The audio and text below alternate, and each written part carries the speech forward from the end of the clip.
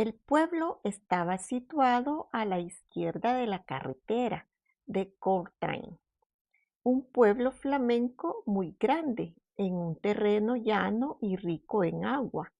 Se llegó a él por un camino gris bordeado de altos tilos. Formaba una especie de presa y dominaba los campos húmedos cortados por canales. A menudo en invierno el Lys se desbordaba y los cubría de agua. Solo la carretera surgió uniendo pueblos y casas como un istmo a través de la inundación. En una curva se veía la iglesia, que dominaba unos árboles de cabeza redonda. Eran grandes castaños centenarios que enmarcaban la plazoleta. El bajo campanario remataba con un tejado afilado como un extintor, cubiertos de elegantes tejas rojas. Alrededor de la iglesia, como era costumbre en la antigüedad, había un cementerio. Allí crecía mucha maleza y algunas gallinas vinieron a picotear. Allí jugaban los niños del pueblo. Así sus muertos participaban de la vida común. Mercados, procesiones, ferias. De esta manera el cementerio no quedó triste. La plaza estaba dominada por las casas de los notables, la antigua casa parroquial, la gran carnicería y el gran café der Heim, que también hacía las veces de ayuntamiento, ya que no había ayuntamiento. El castillo del notario estaba un poco más lejos, en la carretera, antes de llegar a Lis. Fue una gran edición, cortijo, cuadrado, sin estilo, en medio de un jardín rodeado por una barandilla. Más lejos, el Lis. Podrías cruzarlo por un puente de hormigón. Desde allí se veía un buen tramo del río lento, gordo, sinuoso, negruzco, que esparcía aguas podridas cerca de las llanuras, dejando aquí y allá en su lento curso de agua la llanura, un banco de barro, un brazo muerto en la forma de herradura. El río exhalaba el insoportable olor putrido de las marismas o pantanos.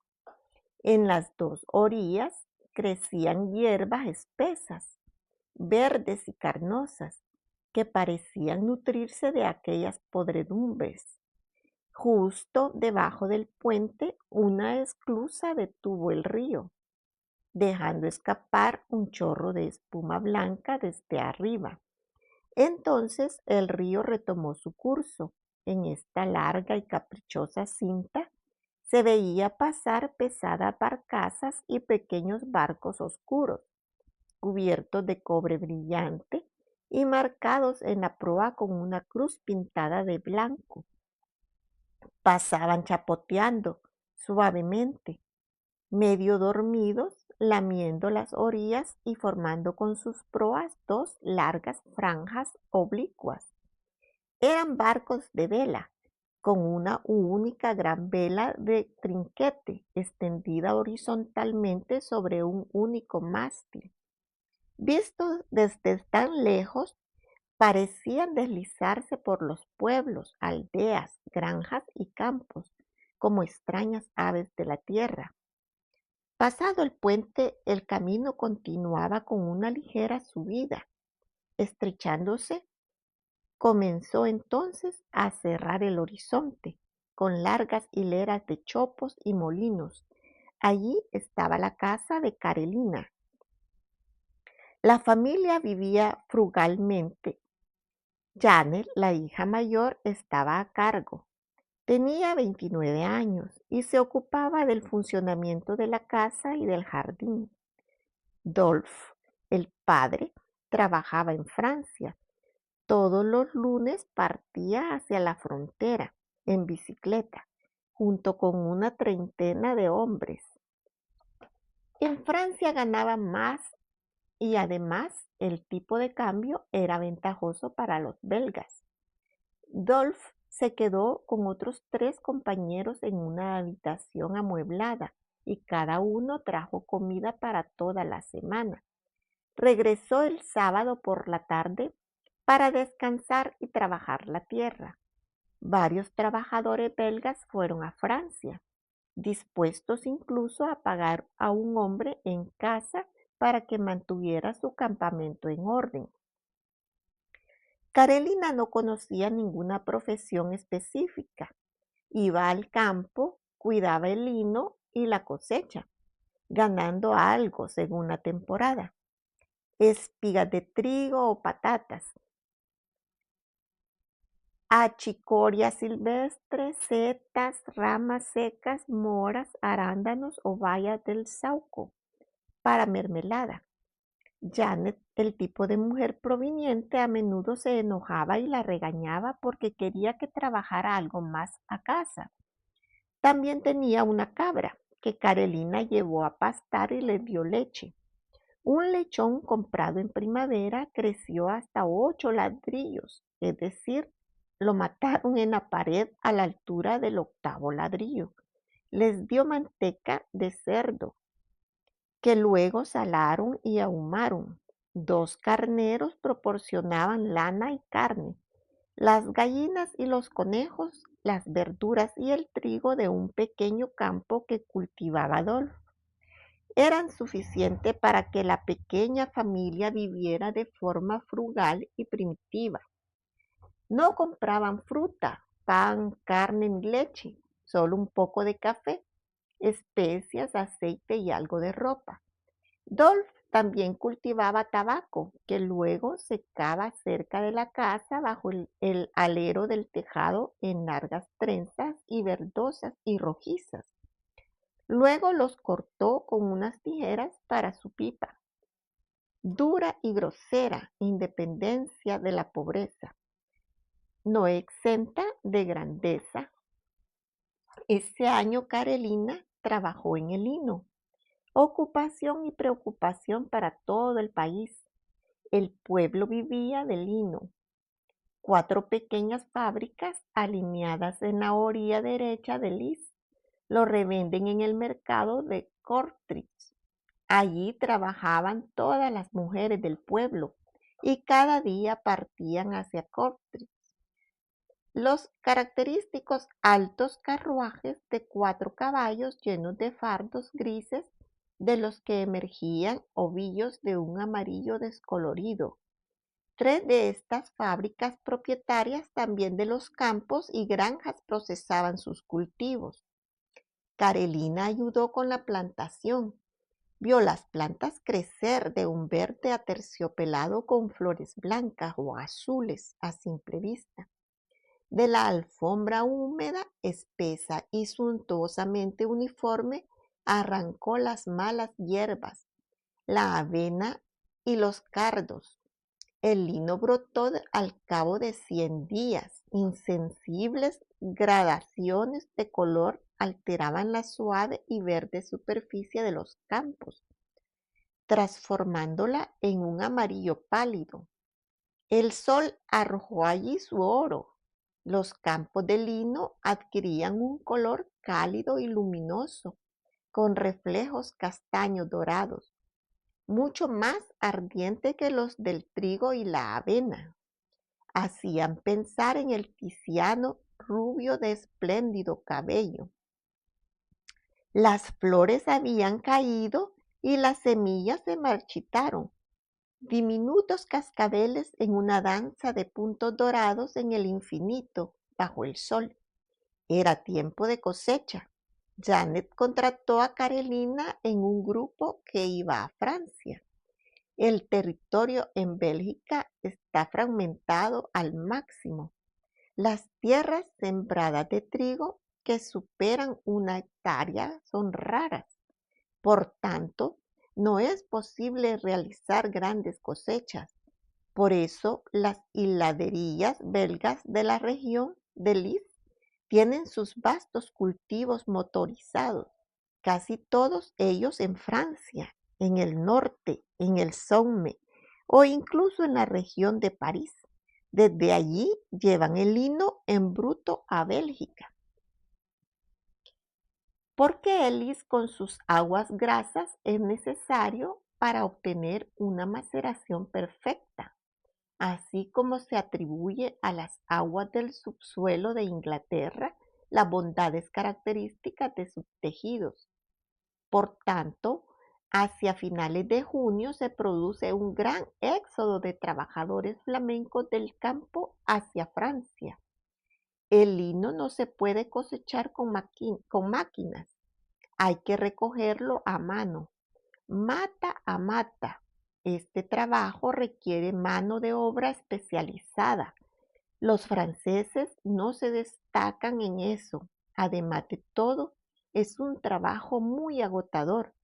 El trabajador francés se cansa más rápidamente que la paciente, sumisa y robusta raza flamenca. Se ha visto a equipos enteros abandonar la cosecha en pleno apogeo, una cosecha que no puede esperar porque la más mínima lluvia lleva a la ruina. Para evitar un desastre, los propietarios de las fábricas belgas enviaron equipo de recolectores flamencos a sus cultivos en Francia, una complicación adicional al problema de la emigración. Salieron un domingo por la tarde. Había llegado un camión grande desde Francia, conducido por un anciano de enorme bigote. Una treintena de hombres y mujeres ocuparon sus lugares en los bancos. Comenzaron a cantar y a abrir sus bolsos para tomar cerveza y comer. Carolina estaba un poco preocupada. Era la primera vez que llegaba lejos. Janet la hizo subir al lado del viejo conductor y el camión arrancó. El buen viejo era un conversador, le dijo a Carolina, sin mirarla, siempre atento a la carretera, que tenía 60 años, que se llamaba Hendrik Van de Gut, pero que normalmente le llamaban Mosselman, porque era comerciante de dátiles. Se dedicaba al transporte y también viajaba a menudo a Holanda en busca de dátiles de mar, que luego revendía en Francia. Esto explicaba los efluvios marinos que exhalaban las conexiones. Estoy seguro del camión, que también tenía mal aspecto. Ah, pero Moselman cantó sus alabanzas como si fuera una bestia buena y fiel. Detrás cantaban a todo pulmón mientras el viejo coche avanzaba pesadamente por la estrecha acera hacia Francia. La finca estaba situada a lo largo del Lys, en una región cercana a la frontera, pero no sabíamos exactamente dónde. Solo sabíamos que Bélgica no estaba muy lejos. Nos encontramos en una gran llanura rodeada de pueblos y cortada por líneas eléctricas y un gran ferrocarril. El equipo dirigido por su jefe había comenzado a trabajar en el campo de lino. Los ciudadanos lo atacaron de frente en toda su anchura, avanzando suavemente encorvados. Tomaron los mechones de lino con las manos, sin doblarlo para no romper las fibras. Lo tiraron hacia sí, de abajo hacia arriba. Lo arrancaron y lo sujetaron fuertemente en sus brazos izquierdo. Cuando el fardo estuvo completo, lo extendieron bien dispuesto y abierto en el suelo para dejarlo secar. El campo estaba lleno de hierbas altas, maleza, cardos, bardanas que había que quitar y separar. Un trabajo lento y delicado que una máquina no habría podido realizar. El trabajo empezaba a las 4 de la mañana, todavía hacía fresco aquí. A las 9 el jefe los hacía parar. Otra parada al mediodía. donde continuaron a las 2 hasta la tarde. El pago se calculó por campo, no por hora. Cuanto antes terminaran, antes se irían. Vivían de pan, huevo, manteca y queso. Recién al mediodía, los campesinos cocinaban una olla de patata, 5 patatas cada uno, ni café, ni sopa, ni leche. Los campesinos eran tacaños y desconfiaban de aquellos belgas. Sufrieron de sed y cansancio, bajo un cielo tórrido, sin sombra. Cuando ya no pudieron más, fueron al cubo de leche agria y tibia y se sumergieron en él para beber. Esta bebida ácida provocaba terribles dolores de estómago. Teníamos que tener cuidado con ello. Por la noche dormían en una choza, las mujeres de un lado y los hombres del otro. El líder del equipo velaba por las más jóvenes. A veces, después del trabajo, iban a comer sopa caliente y dátiles marinos a la taberna, una taberna del pueblo frente a la aduana. Allí vivía una anciana, Elsa Jones, con su hijo. Allí paraban los camiones con sus cargamentos de trabajadores para controles y trámites aduaneros. Entonces se podía ver a todos estos flamencos, hombres y mujeres exuberantes y resignados, bajando de los grandes coches, corriendo hacia el mostrador, blandiendo tarjetas cuadradas en las que estaban pegados sus permisos fronterizos. Los aduaneros le pusieron un sello y al regresar entraron en la taberna de Jones. Bebieron una copa y bebieron un coque. Cuando hacía calor, la vieja Elsa instalaba una especie de banco en la acera, con un recipiente lleno de nata helada. Las mujeres, las trabajadoras, compraban cucuruchos y se sentaban en grupos de 10 o 20 a lo largo de la acera y lamían la crema con dichosa sensualidad. También frecuentaba Hendrik van de Gut, conocido como Mosselman. Trajo sacos de táctiles del mar para que Elsa Jones los cocinara y cangrejos para freír. Comieron en unas mesas del pequeño salón.